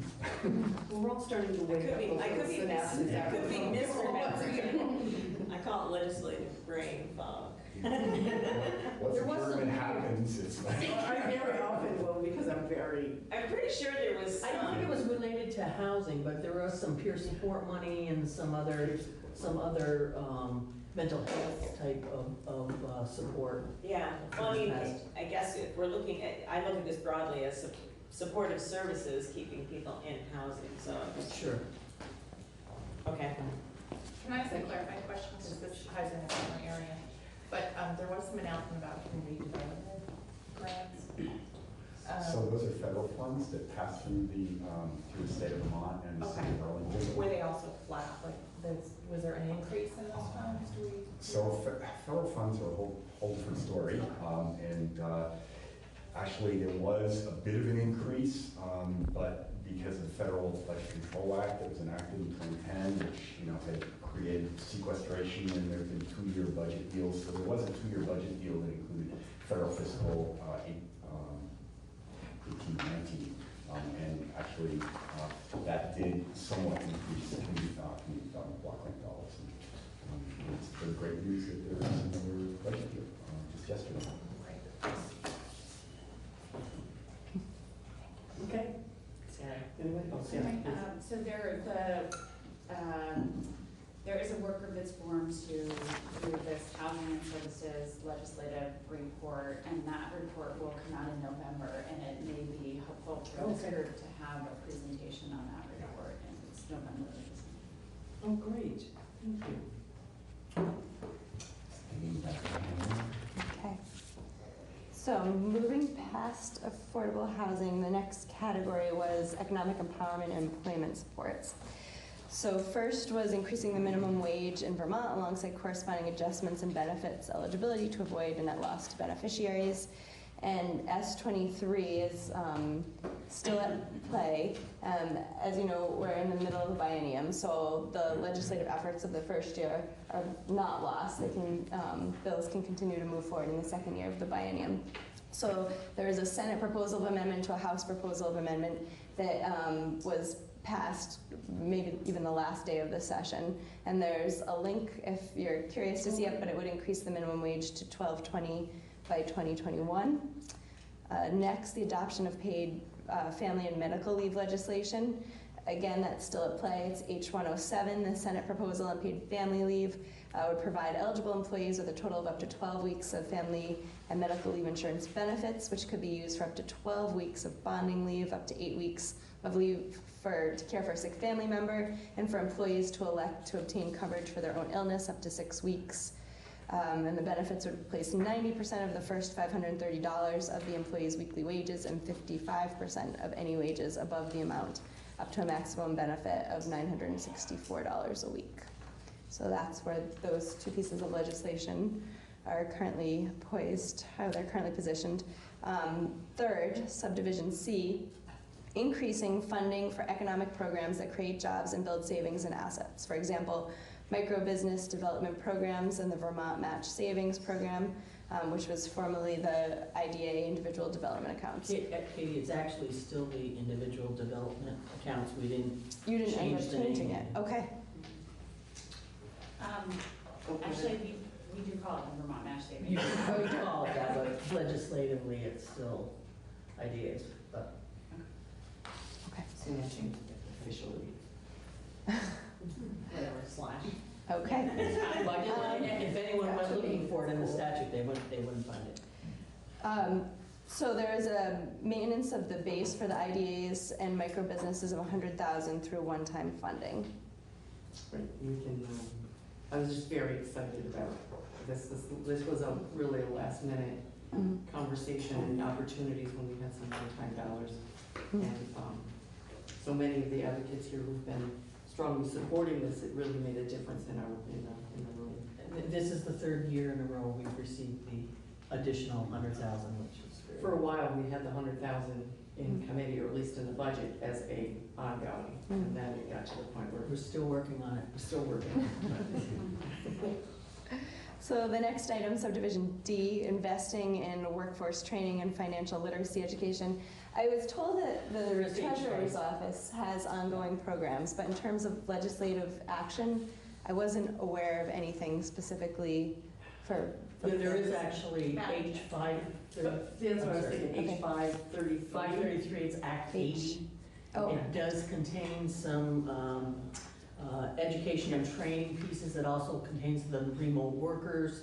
It also has some directives for the Department of Labor to work more closely with community action, especially on weatherization training, workforce training. So there's a number of things in that legislation that did in fact pass. Okay, thank you. So I'll send you a little blurb. And in addition, along with the Treasurer's Office, the Agency of Education has been working on getting financial literacy standards passed, primarily for K-12 education, obviously, at the State Board of Education. Jen, I know you've been coming your way at some point. You might recall the original meeting. I'm not sure you're in the transition yet. Obviously, those are, again, are for K-12. They will have a long-term effect in terms of our workforce development. I think most pressing for this particular council, though, is that our adults who are in the high school completion program, once we have those standards in, they would also be under the purview of those standards as well. So that will be a quicker return on our investment, I think, for our students who are more closely linked with workforce development more immediately. Excellent. If it wouldn't be too much to ask, would you email us a little blurb about what that is? Yeah, we can Because then we want to, because it's always really good to, have it listed as to what's going on. Yep. Yeah, that'd be great. Thank you. And then in Act 72, again, the childcare workforce receives some investments that you already said. Okay. Subdivision E, supporting transportation-related public initiatives, including increasing public transportation options, increasing access to reliable and affordable vehicles, and providing license fee and fine remediation assistance. Act 59 provided initiatives to Vermont households with low and moderate income at or below 160% of the state's prior 5-year average median household income level for electric vehicle purchases. I'm not aware of anything else. I don't know. Other than there's a continuation of looking at commuter rail between Burlington and Montpelier. There's a addition to the study. Subdivision Act 59 also has vehicle repair emissions. Yes, the emissions repair program. Okay. Yeah. That's it. I knew there was something else that was had to do with emissions and allowing up to, is it $2,500? So if you're, all right, now I'm really, but we'd have to take a look. I think it's in the T-bill.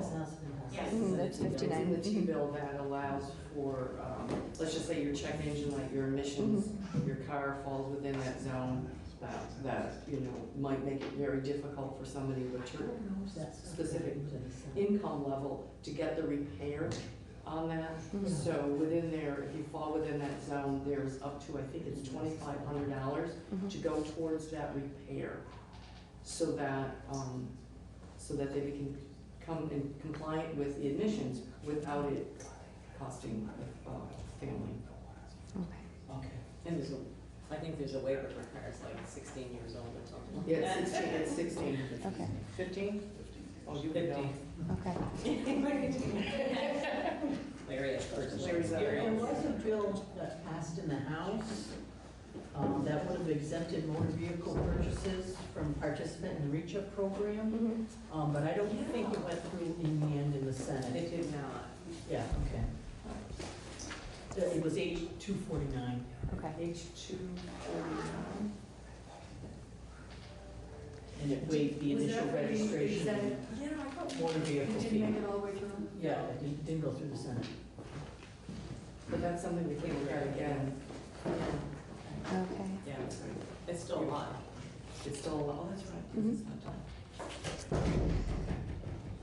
done. Next, subdivision F, increasing reach-up financial assistance for households up to 100% of their basic needs based on current cost of living with automatic increases for inflation. And Act 72 increased the base of the reach-up program by $2.3 million for the purpose of enhancing benefit levels. And this also includes $400,000 for the change from $115 to $77 for the amount of the SSI payment that's received by a parent that counts towards the determination of the amount of the family's financial assistance grant. So that 2.3 encompasses both. Both of those? Yeah. This has been a long time desire of this council. I think that has looked at the reach up financial assistance, and particularly looking at Michelle, who's been a strong advocate and a really good voice around this, and Karen. And Karen, yes. Oh, Karen, yes. No, we work together. We're behind together. But it was like, Karen's been in human services here for a long time. Yeah. So, good, we'll continue to see if we can make strides. Can I ask a question on that too, just one way or the other? We increased it, but it's still considered low, right? And it's still, we moved from 2004 to 2008. So if we moved from 2004 to 2008 numbers. Yeah, Well, it's still the rate of roll, so it's less than half of. good news, but still a long Much way like to go. child This care, just yeah. puts it in perspective. Progress, yes, but it puts it into perspective of how far we still need to go. Just, just for clarification, so the rateable reduction is 49% of now the basic needs standard of 2008. Right, we're not. It was the basic needs standard of 2004, it's come forward 4 years, but it's still 49% of that, and so the net effect is, maybe Michelle. I think it's like 35. All right, but it just gives you a little bit of a picture. Okay. Okay, last topic That's one. had to do with trauma and resilience building.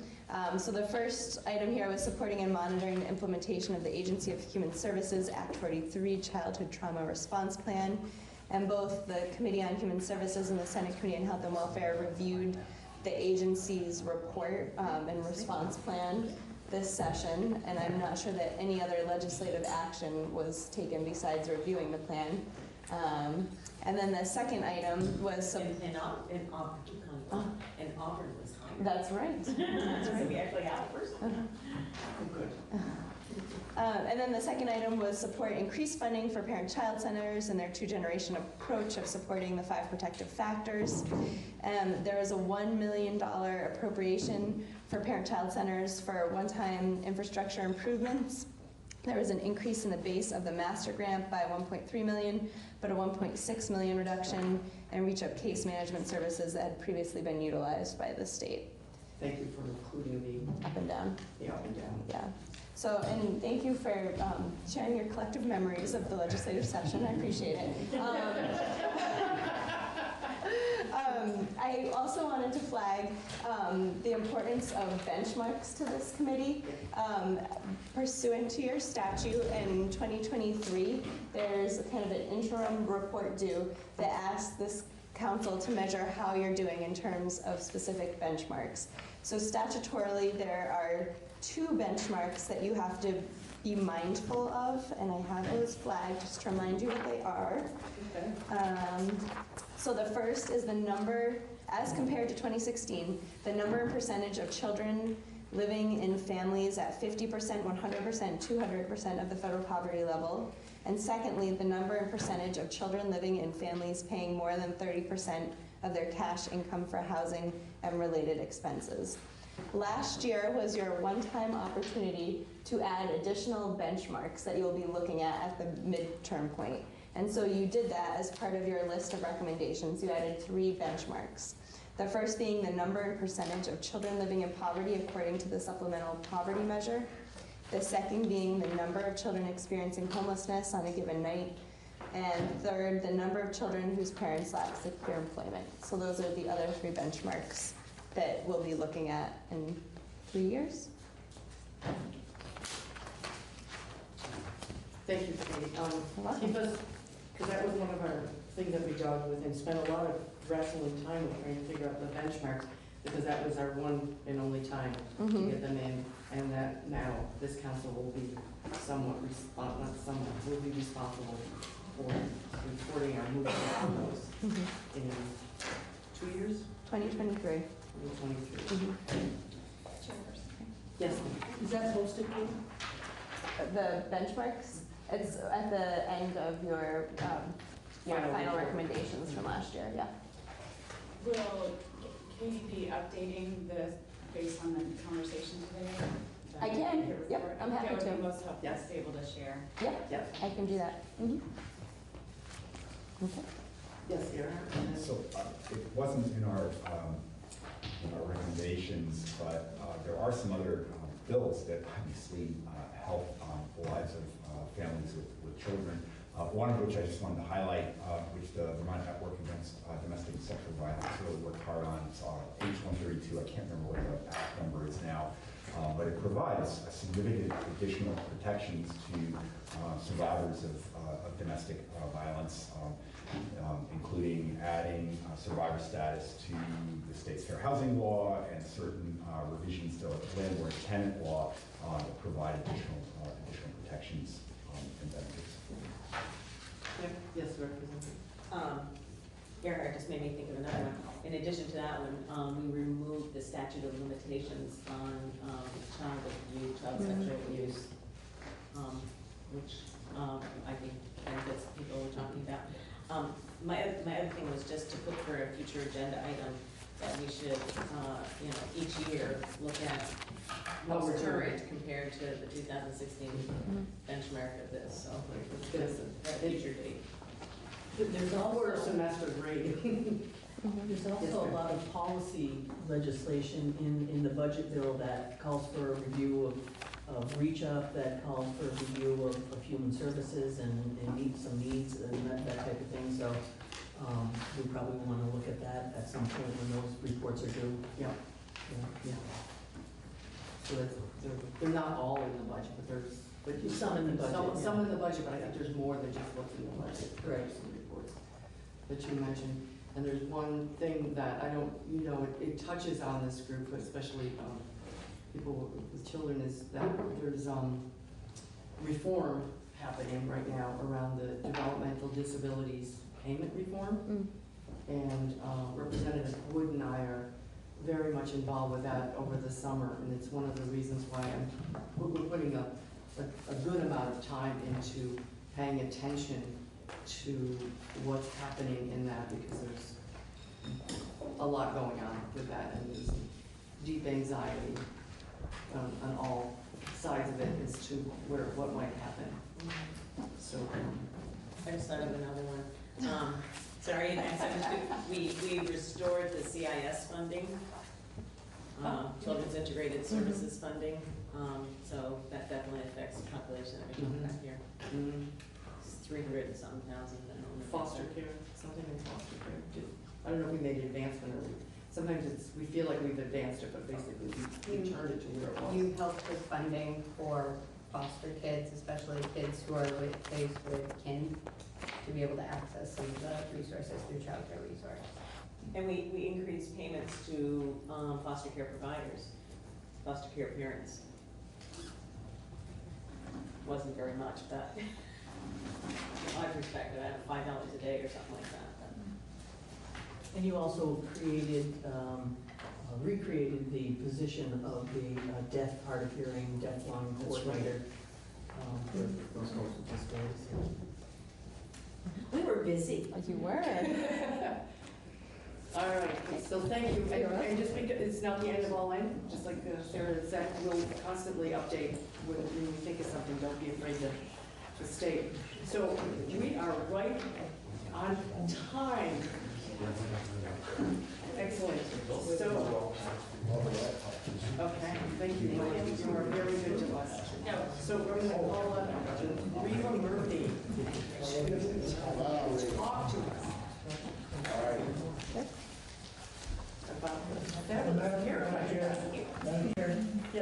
before you, in the interest of full disclosure, I should mention that my wife works for Action Circles and advocates for the kind of child service.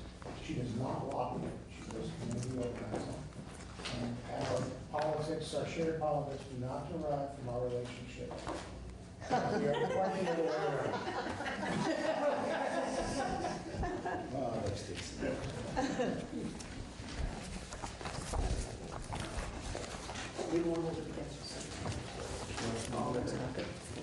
So, as we said, what Katie walked us through on the, some significant changes in the child care, or the beginnings of changes, and more to come. Reva is going to walk us through. Your official titles, you're the Deputy Commissioner of the Child Development Division, Children and Family. That's right. And you played an incredibly key role in making sure that we got to the finish line with this. So tell us what we did in a little more detail. Okay. So I have, I think, 4 handouts for you. Can we get this up here, Mike? I put it into a PowerPoint, sort of put a lot of the PowerPoints we were using together for you because I thought that would be helpful just to walk it through. But usually I come with some numbers for you, so I threw those in too. So I'm going to sort of walk through this, trying to leave, it's, this one? Those are all the points. No, that is. This one? No, I didn't send the PowerPoint, I thought I did. The PowerPoint, that is the update. Ah, thank you, And that's as the you, one. as you scroll through, Yeah. that goes on to. Thank you, technology. Then I also just gave you, so you have it in detail, it never comes out well, the actual new sliding fee scale. The gray in the back is what was true before last week, and the blue on the front is what is true now. And this is the rates, and I gave you the sliding fee scale. So just to refer to those if you want that level of detail for how that fits. And then we did create, just to keep it straight, there was quite a lot of changes in our budget. So we created just this budget fact sheet that I gave you. I can refer to all of those as we walk through that. I'm excited to be here with you today because there is a lot to report about childcare. It was a great year for early care learning. So I'm going to walk you through some of the data slides about capacity and quality that we often talk about, so you can sort of look at status. I'm going to share those new investments approved by the legislature and also talk a little bit about the long-term plan, which is to really completely redesign the Child Care Financial Assistance Program. So, and I'll try to walk through these slides quickly enough to leave plenty of time for questions and answers. So this is the capacity conversation we've had in previous years. Access to child care and early learning, how much is out there. The capacity decline seems to have slowed, and we are actually hoping, we have seen, as you know, over the past few years, we have lost child care capacity. That seems to have slowed, particularly in school age. We're actually seeing some growth. Infants and toddlers is still a very delicate situation, but we're doing pretty well in preschool. So if you just look across the, across the bars, you'll see that in 2018 we're beginning to do a little bit better.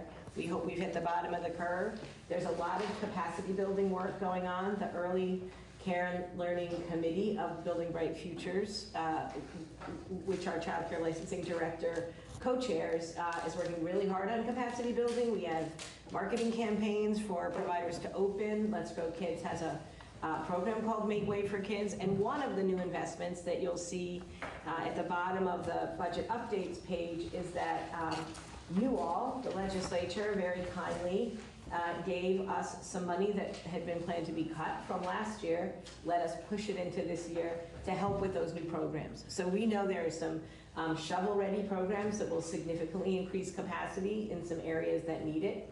And we'll be putting out an RFP to get that money out there to help those programs get going and keep going and enroll kids.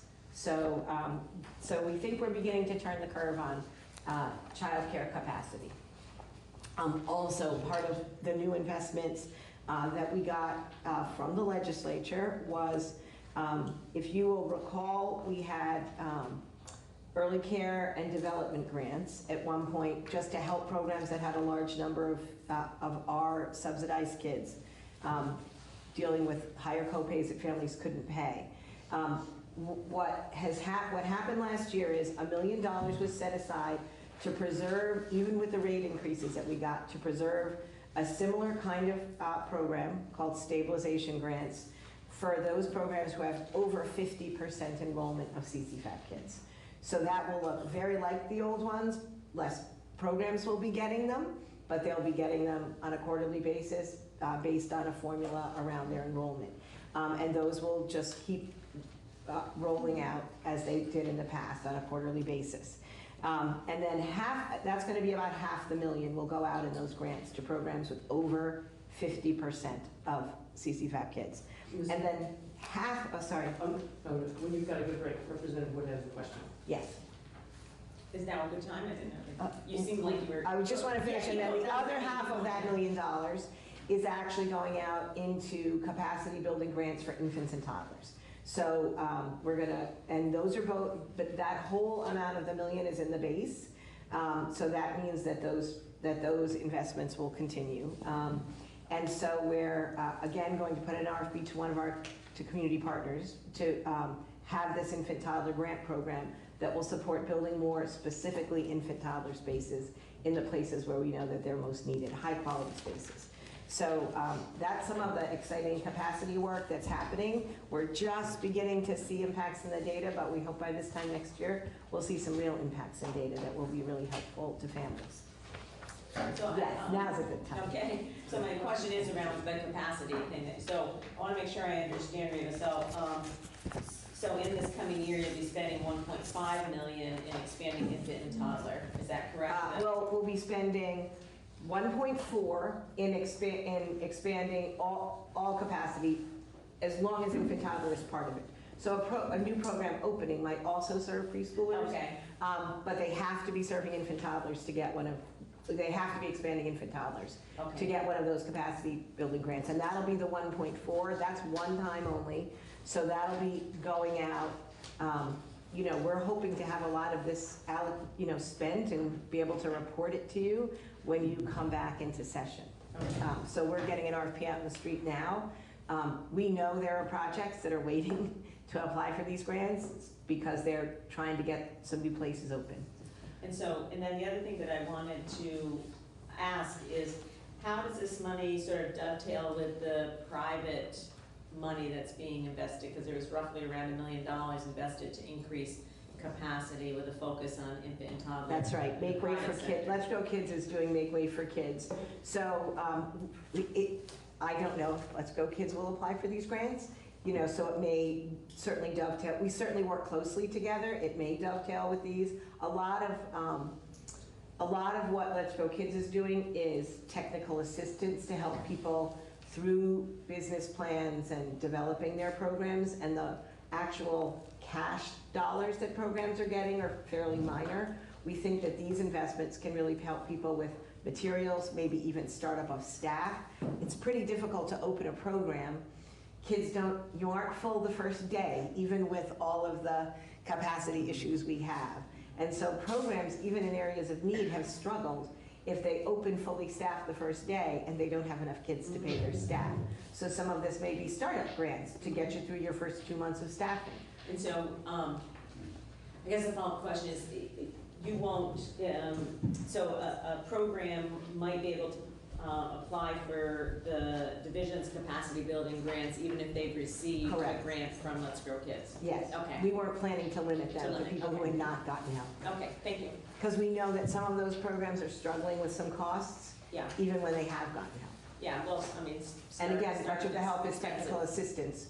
So that's helpful, but it doesn't pay your bills in the first 6 months that you Well, will. but they put out, the technical assistance was in addition to about $1 million. Yes, and then there's money that's going into supplies and other things like that. Yeah. Okay, thank you. And I just wanted to let you know, I didn't print this for you, but there is a link on the PowerPoint. Folks asked us to update our closures report that we had done a couple of years ago. We updated that in December. Again, we're seeing, particularly in school age, we're seeing a turn in the trend. Again, family childcare, we have not had as many openings as we have had closings. The closing rate it has not changed significantly. It's the opening rate that we're not getting. So again, marketing has been really targeted around, particularly in rural areas, to family childcare providers and encouraging family childcare providers to open and get help getting into the business. Can I ask a question on that? Sure. So on the closure, is there sort of like an exit interview when someone closes to gather the data? We do that in licensing. It's not particularly easy to pull that data. The time that we did a pretty extensive closure report, we actually had a summer intern. We had them call everyone who had closed and ask what they were doing now and what happened, and then we had them pull through our, because it's in our licensing notes. But we might do that again next year if we could get an intern. I wasn't sure that, do that work. might help to inform and/or. We do try to keep that, and again, our licensors often will know that, so it's not as scientific as doing a survey and actually having solid data. But we do have that in the system. If you go into closures, you could mine that for reasons, whatever they tell us at the time they're leaving. Because a provider who's closing has to tell us they're closing, or they remain licensed until their license expires.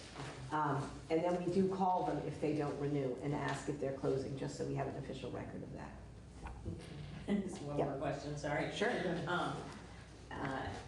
And this is, I just want to make sure I understand, this is licensed capacity. It doesn't mean that they are serving kids. No, these numbers where you see desired capacity, that means it's their enrollment capacity. That's enrollment, They okay. report to us how many kids they will take out of the number of kids that are licensed. And these numbers are those numbers. Okay. So we're trying to, now that that's pretty well populated, we're trying to use those numbers so it's a more real measure of what's actually available out there. The license capacity is likely. License somewhat. capacity is often a little bit bigger. Many Vermont providers do not enroll to their full license capacity, either because of staffing is still very tight.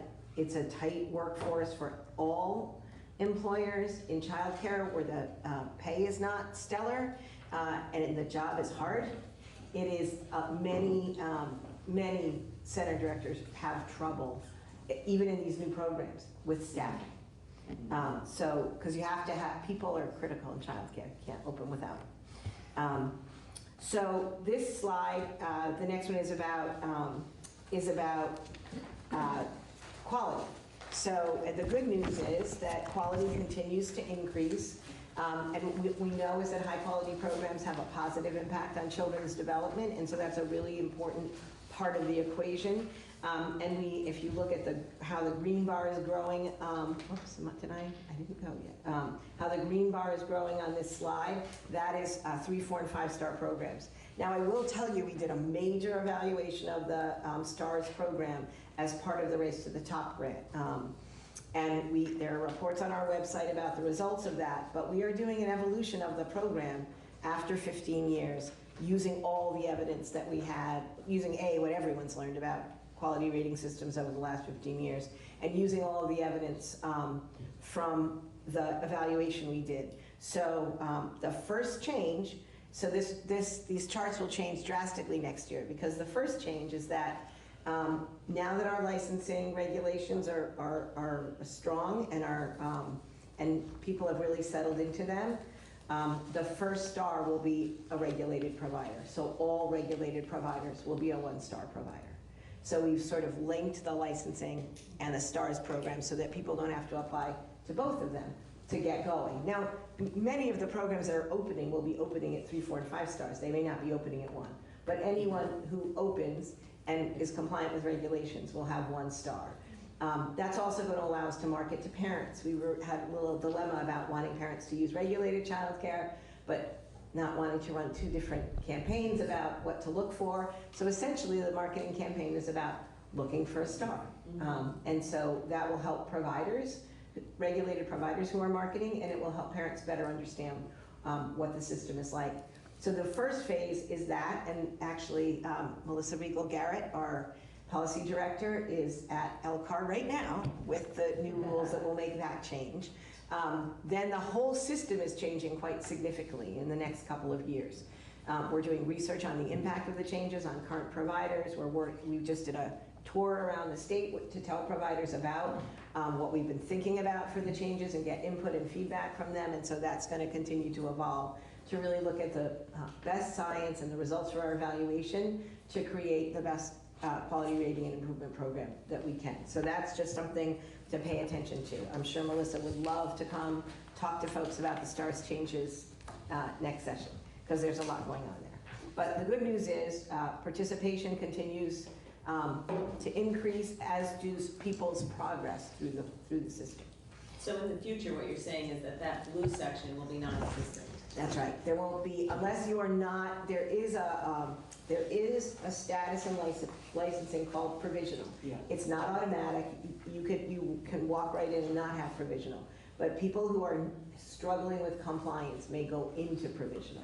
If you're in provisional, that would impact STARS, it would impact your ability to be in UPK, because that means you're not in good licensing standing. But for the most part, we will not see very many of those, which will also impact CCFAP again, because all providers will get at least the 1-star rate as we move forward. Would that be, I heard it would increase the use of it. We wouldn't have as much gap of money not being. It will increase there will be, so we have a base rate that if you're not in STARS you get, everybody's going to be in STARS, so everybody's going to get the 1-star. So that will help folks who take our kids as well. So now moving on sort of to CCFAP, you know, I think probably these goals are really important to you as a council. The two-generation approach around the Child Care Financial Assistance Program is really around helping eligible families pay for child care, which supports their participation in the workforce, education and training, and financial stability, and also access to high-quality early care and learning helps kids be prepared to enter school and succeed in school and succeed in life. So those are really important pieces about the program. The way that it works now is that it helps families pay the cost of childcare by payments made directly to child care providers on the family's behalf. The family's eligibility and benefit level is determined by their size and how much money they make. The payments are determined by the age of the child, the type of the program, and the star. So those all interact together. Yeah, sorry, I'm not sure if this is the right time to ask, but I just wanted, so part of the funding with Child Care Resource and for families who are looking to access funding, one of the challenges when you have a child with disabilities is the special accommodations grants. I don't know how much that plays into any of this. I know that the process was redone. It was redone last minute, so a lot of families actually didn't find out that the deadline for summer funding came until after. And also they have a lot of hard time accessing transportation. So it seems to be families who might qualify for family support, who might get that funding so they could be eligible to go to childcare, then can't get their child to childcare because there isn't transportation. The funding is very limited through Child Care Resource. And also same with the special accommodations. If you have a child with special needs that might need a support in a program, is there any conversation with any of this around helping families with the affordability of that piece? Yes, so I don't want to go too far into this rabbit hole because those are two very complex issues. Both of those are Children's Integrated Services, so they're not child care services and they're not entitlements. They both have a limited pot of money that is available, and the kids have to be eligible. So certain kids are eligible for transportation because they can't get to child care, but not all kids. We have a process for the special accommodation grants, which is a very small amount of money. And that actually doesn't come out of Child Care Resource of the region. It comes directly out of the division, and the child care provider applies on the parent's behalf.